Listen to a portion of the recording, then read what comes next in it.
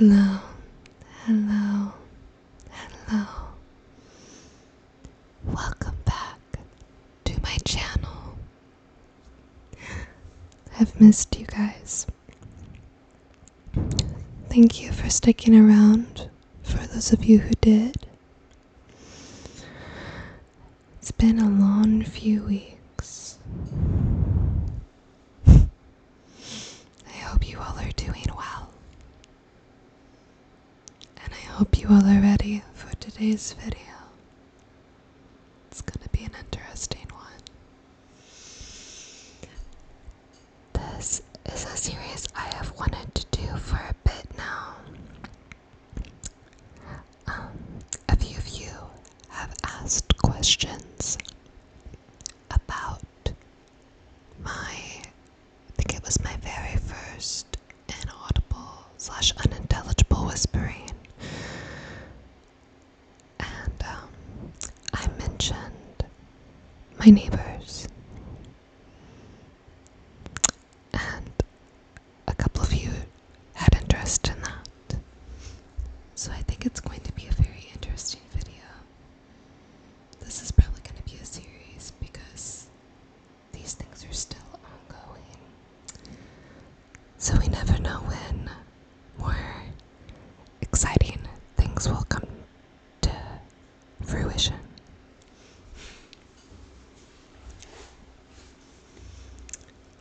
Let's get started.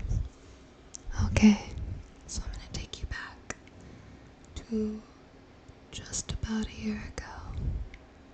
Last May 2023. My fiance and I, he's my husband now, but my fiance at the time and I were looking for a house. We really like the idea of owning a house, owning property. We don't really like renting, we just feel like it's a better investment that way. So, we were really wanting to own a house. Which, as you may know now, this place I'm in is the house we now own. We have lived here for a year now. But we were really new to house hunting. It was our first house. We had both lived with our parents previously to try to save money. And so we really didn't really know what we were doing. We found a bank that had good options. They handled the down payment for you. And it was a really good option for us. And they provided us with a realtor. And I don't know her last name, so this isn't gonna, I don't think her privacy is gonna be affected. And my channel is not big enough for that to matter, honestly. Her name was Jessica. I don't even mind calling her out because she's a shitty person. So our realtor's name was Jessica. Just got lip gloss on that. And so we house hunted for about 3 months, I think. 3 months. And things were going okay. I've been trying to take this is a pause from the video, or from the story. I've been trying to take the advice of somebody I saw in my comments say that I was not using my microphone correctly. I think from what I remember from the video, I'm supposed to speak into this part, and I usually kind of talk up here. So I'm trying to do that better. I tested the audio before the video, so I think it's gonna be good. We'll see. Thank you to the person that left that comment. I enjoy figuring out new ways to make my videos better. So, thank you. So, we looked for a house for about 3 months.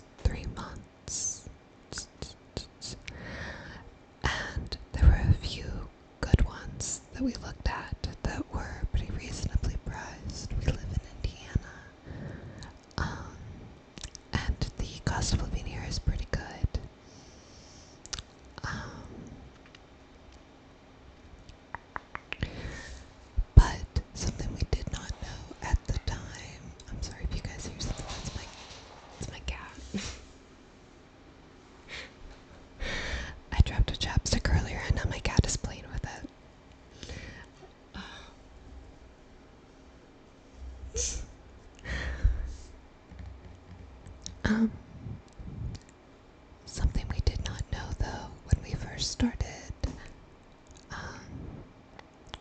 looking for a house was that you have to go above asking price a lot of the time, and our realtor, I don't know if she just was new or if she literally just was sabotaging us, but she kept having us go under the asking price, which we now know will not get you a house.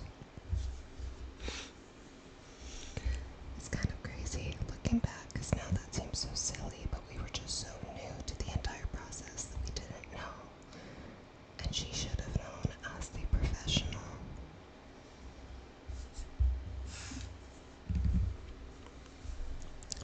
But. So there were a lot of houses that we lost out on because of this strange strategy that my realtor had.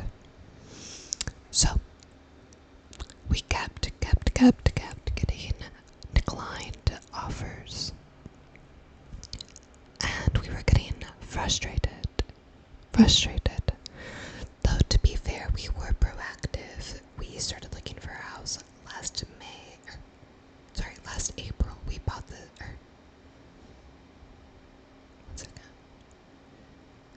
we started looking for a house in March. We ended up buying a house in May. So I guess it was like 3 months. Our wedding was not until September, so we still had time, but it was just getting frustrating. But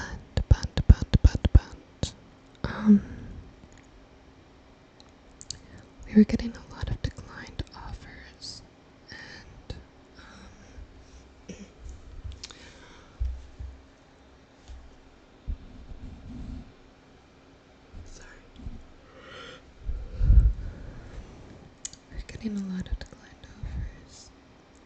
and when it came to this house, we got what we thought was really lucky.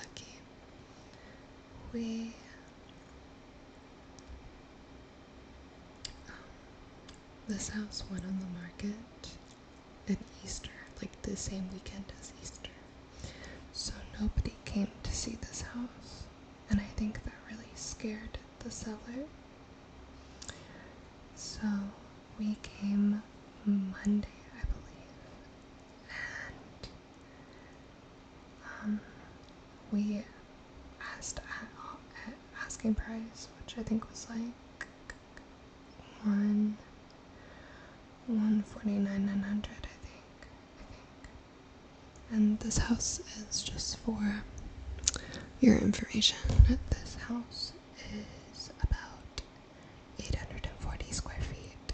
It has 1 bathroom and 2 bedrooms. But there's also only 2 humans that live here and then 2 kitties, so it's not too bad, space-wise. But a big worry we had immediately was the neighbors. So the neighbors on our left, over here, it might be your right, I actually think it's gonna be your right. They seemed really nice upon first meeting them. They were really friendly, welcoming, and we had really high hopes. The other house was abandoned, and looks quite abandoned, still to this day. And we asked her about that. We said, what is going to happen to that house? She said that most likely, she actually gave a percentage. She said she's 99.9% sure that the man who did our house was going to buy that house and redo it the same way he did our house. Because our house is quite old. I believe it's like 100 years old, but it's been completely renovated. That's how you say that word, is renovated. So we even contacted the seller of this house, and he confirmed that he was going to buy that house and he was just waiting to hear back from the seller or the owner of the property. So we considered that, but we still weren't really sold on this house. It is very small,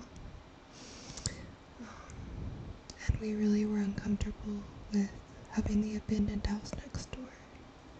So we basically told her we would think about it, but probably not. Probably not, probably not, probably not, probably not. So, that night when I'm taking a bath, the realtor calls me, which was super unusual. She never normally called me. But she really wanted to talk to me about this house. We ended up talking for about 46 minutes, and she convinced me that we should buy this house. She said she felt it was one of our last options, which looking back is also really stupid because we weren't getting married for quite a few months. But that's what she said. So I called my fiance at the time and I said, I think we should buy the house. I just got off the phone with Jessica and she said that she thinks this is our best option. So we put in an offer. Fast forward a week, our offer gets accepted, and that's where the crazy shit starts to happen. So we do a run through of the house, we get an inspector. This house has been a curse from day one. Number one, there were termites in the house, destroying the wood. So we had to get it was in our deal though, that they had to have the house exterminated before we would agree to buy it. So that happened.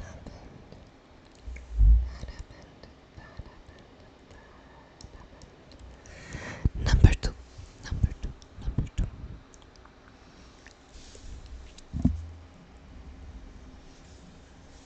I believe it was an ant infestation. Oh wait, no, sorry. No. It was mold. There was mold in the house, like underneath the house. So we also put in the contract that they had to fix that before we would buy this house. Which they did.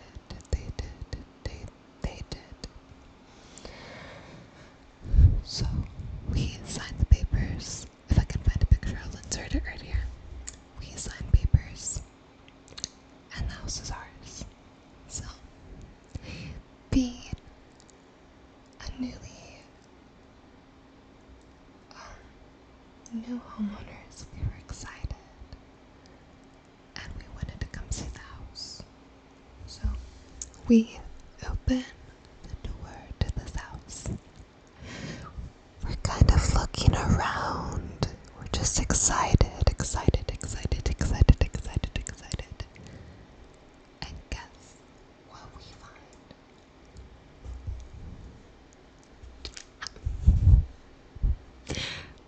The carpet is soaked in the second bedroom.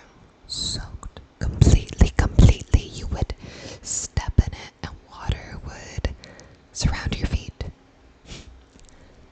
The fucking AC unit had leaked. It had damaged the door. The door had like rotting wood on it now at the bottom. The walls had water patterns on them from where the water had run down the wall onto the carpet. So, keep in mind, guys, this is day one. We signed the papers, came to the house, and found this issue. So, we call Jessica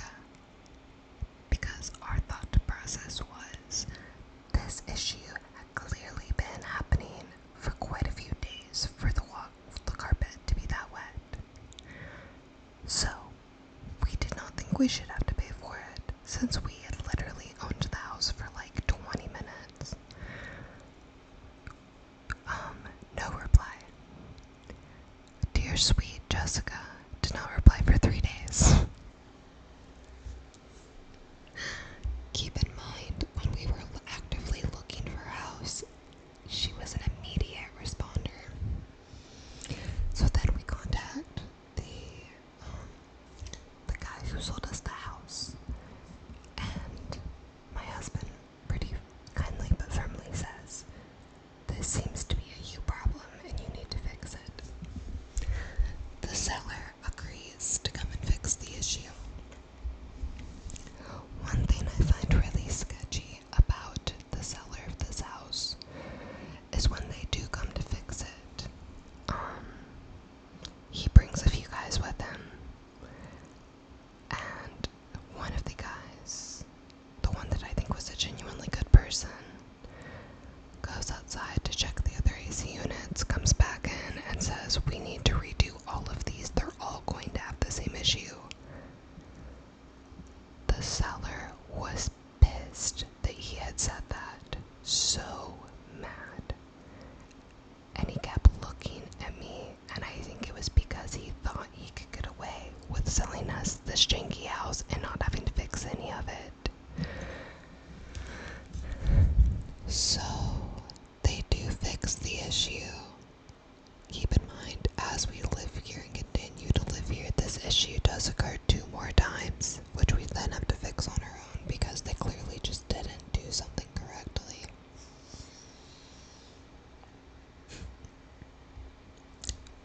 Oh, another fun fact. The inspector we think was shitty too because our back door we can't lock. Like, we can deadbolt it, but we can't lock the bottom lock, like where the doorknob is, because one of the workers broke a key in the doorknob and they didn't fix it, and the inspector just didn't see that. Also, the inspector did not notice that our shower head leaked, like into the wall it was leaking, which are bad because after the inspector came, when we were going through and making sure all the water worked and everything, I ran the bathtub but didn't turn on the shower head to check the shower head. Stupid on my part, but also I'm a new homeowner. I didn't know. I do know now for next time. So, I keep getting lip gloss in this thing. So, now we own this house that we're starting to learn does have problems. Oh, also, fun fact, they gave us a pantry that does not have shelves. We do not have towel racks. We do not have anywhere to hang our hand towels, and we do not have anywhere to put our towels. Our towels currently sit on top of our refrigerator because there's nowhere else to put them. Or some of our towels sit on this ladder thing that I'm pointing towards where that flower decoration is. Some of our towels sit there because there's literally no other option. So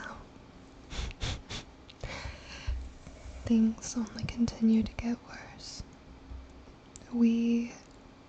After living here, well, I didn't live here, my husband lived here, but after we had owned this house for a week, we find out somebody is living in the abandoned house. I do not play that shit. I do not. So, I called the cops because I don't know about other states. In Indiana, it is illegal to be a squatter. So, I call the cops and say that there is a squatter in the house beside us. And then I call the building commissioner, to which they tell me, no, someone's renting that house. The abandoned house. So then I get to call the cops back and take it back.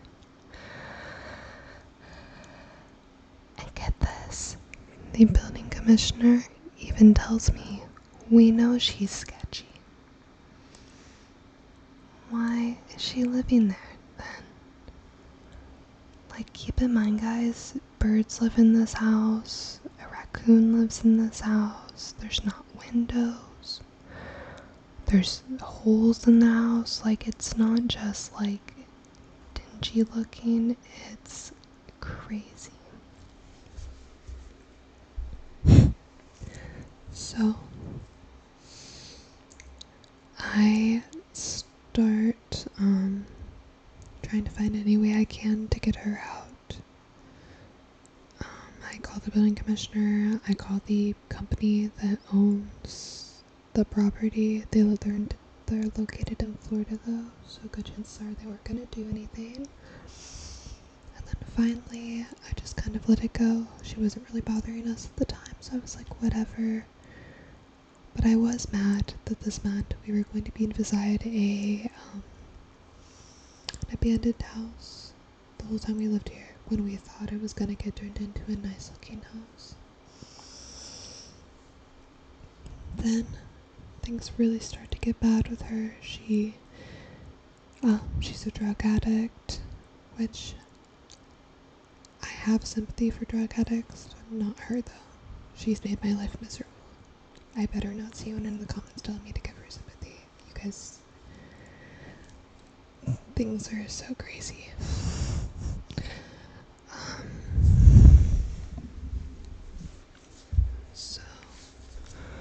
So things start to get bad with her. She tweaks all the time in her yard. She yells at nothing. Her newest thing currently is to yell about wallets. She always has boyfriends coming over who are also not safe people.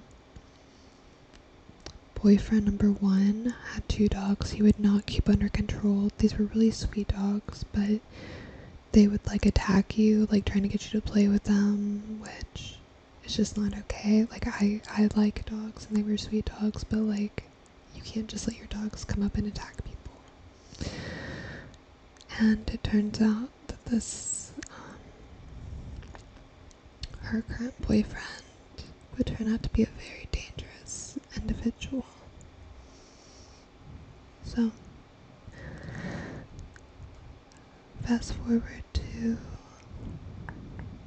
November, I think. So we had been living, so I was living here by then, because we got married in September, so by November I was living in the house as well.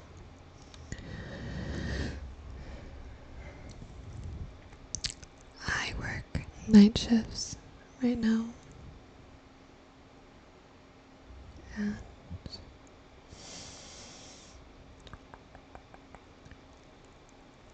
sorry guys, I work night shifts right now, so I get home, I'm a server, so right now I get home at usually like 8 or 9 right now. On the weekend sometimes it's 10. During the week I get home around 8 or 9, or like 8:45 or 9. So, in November, I was walking up to my house, and this guy is pounding on our neighbor's door, the druggie neighbor. You will notice I don't refer to her with a name, mainly because I do not know her name. But anyway, so we just call her the druggie, which I know sounds mean. If you knew our life currently, you would understand. But,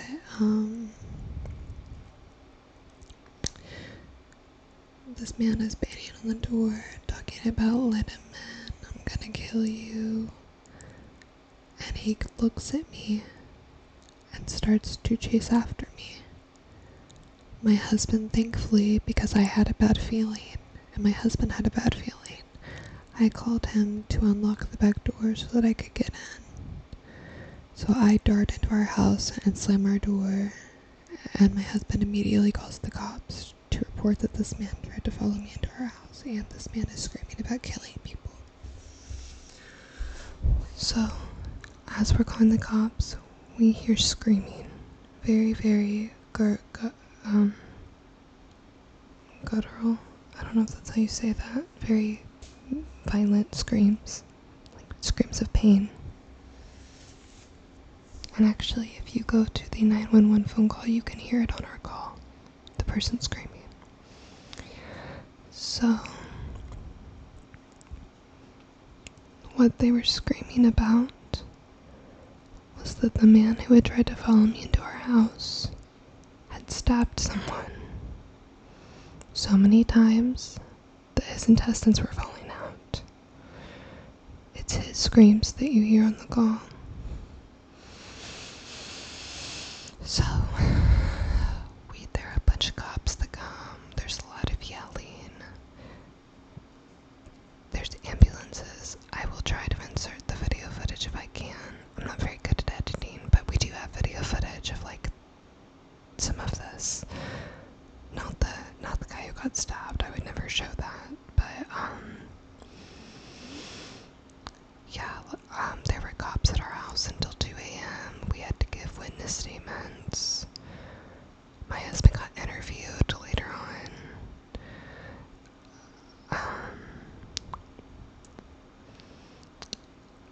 And the guy who got stabbed was in a coma for, I think, 2 weeks. And guess what?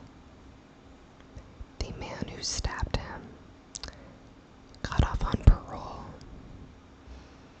I don't even know if he's in prison currently, though he should be, because we were later told the only reason that guy survived was because my husband and I called the police. He would have bled out.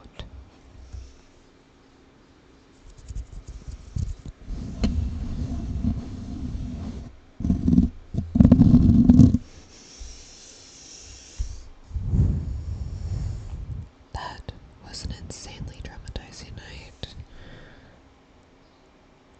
It was some of the most scared I've ever been. Especially because the guy who got stabbed, I won't show his picture for his privacy, but the guy who got stabbed looks very similar to my husband. So I'm very lucky that this person, I don't even want to call him that, he's a monster. The monster who stabbed the other guy. I'm grateful that he did not think my husband was the other guy. And the whole story that kind of surrounds this is that my neighbor, the female who lives there, was dating the guy who stabbed the other person. And the person who got stabbed was an ex of hers who she had invited to come over. He was a former drug addict who had made it out of his addiction. And he had gotten his life together, he had a good job, all sorts of things. And I personally think they were just jealous of him. And it's actually really sad because you'll come to find out now, after she broke up with the other guy, she is now dating the guy that got stabbed, and she has brought him down into her horrible self-destructive spiral. He is now very addicted to drugs, and he lives beside me in the abandoned house. And it's a very sticky situation. But don't worry, I know this video is getting kind of long and I will be stopping it soon to go to part 2.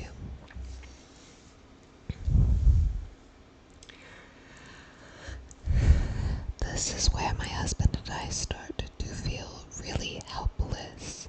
So, I called the building commissioner the next day and say, you need to get these people out. They are putting me and my family in danger. And they claim that they can't do anything. I proceed to call the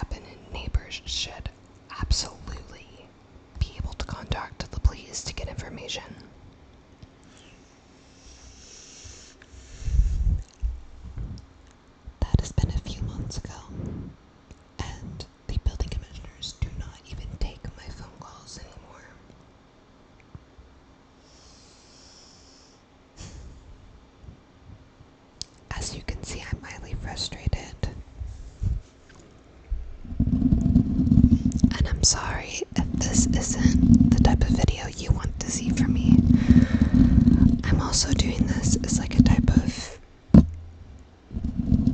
healing for myself, that maybe once I get this story out there, I can let some of the anger I have at this situation go.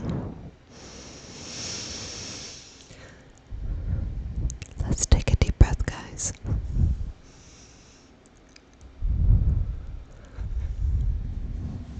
Okay. Okay. Okay. Okay. Okay. That is going to be the end of part 1 of the Neighbor Saga.